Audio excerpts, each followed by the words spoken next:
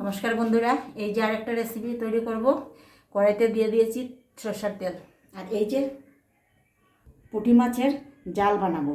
কেটে ধুয়ে ভালো করে হলুদ গুঁড়ো, লঙ্কা গুঁড়ো, জিরে গুঁড়ো দিয়েছি। দিয়ে অল্প সরষের তেল দেবো, বেশি দেবো না। দিয়ে মাছের ঝাল বানাবো। দিয়ে দেবো নুন, এই যে দিয়ে দিলাম নুন। দেবো এই যে পেঁয়াজ বাটা এখানে আছে, মেখে নেবো। এটা কাঁচা কাঁচা, মাছটা সাতলাইনি, কাঁচা মেখে কড়াইতে দিয়ে দেবো। এরপরে দেবো এই যে সর্ষে বাটা,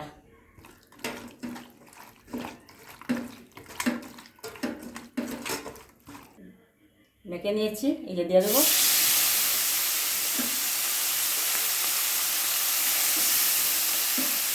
সবগুলো দিয়ে দিয়েছি। এই যে এখন সাঁতলে নেবো, মশলার মধ্যে সাঁতলিয়ে যে গরম জল বসিয়েছি, গরম জলটা দিয়ে দেবো। চটচট হয়ে যাবে তাড়াতাড়ি। দেখুন কি সুন্দর হয়েছে, কাঁচা কাঁচা, সাঁতলাইনি আগে থেকে, খুব সুন্দর গন্ধ বেরিয়েছে। এখন দিয়ে দেবো সর্ষে বাটা। এই যে দেখুন, আরও অল্প হতে লাগবে, মশলাটা ভাজা হয়নি। মশলাটা ভাজা হতে লাগবে, মানে আসলে আসলে গন্ধ থাকতে যাবে। অল্প ভাজা হোক, তারপরে দেবো সর্ষে বাটা। এখন দিয়ে দেবো এই যে সর্ষে বাটাটা দিয়ে দিলাম। দিয়ে দেবো জল, গরম জল।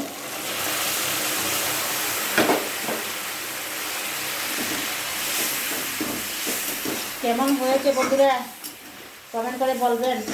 আর এরকম করে রান্না করে খাবেন, দেখবেন খুব ভালো লাগবে। আমরা এরকম করে খাই, আমরা বলি এটাকে পুঁটি মাছের চচ্চড়ি। কলকাতা থেকে লোকে বলেন মাছের ঝাল, আমরা বলি চচ্চড়ি। এই যে দেখুন কি সুন্দর হয়েছে, কালারটা দেখুন কি মজাদার। এই যে দিয়ে দিচ্ছি চিরা কাঁচা লঙ্কা 4টে।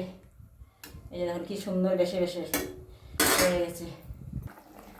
দেখুন কি সুন্দর হয়েছে, হয়ে গেছে। এখন দিয়ে দেবো অল্প ধনিয়া পাতা, এই যে দিয়ে দিলাম।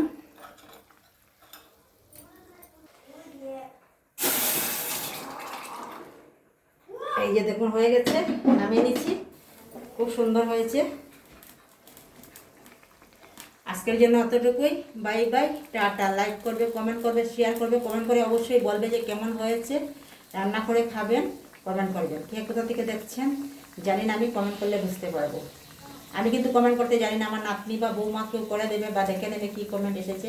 আমি এগুলো দেখতেও পারি না, করতেও পারি না।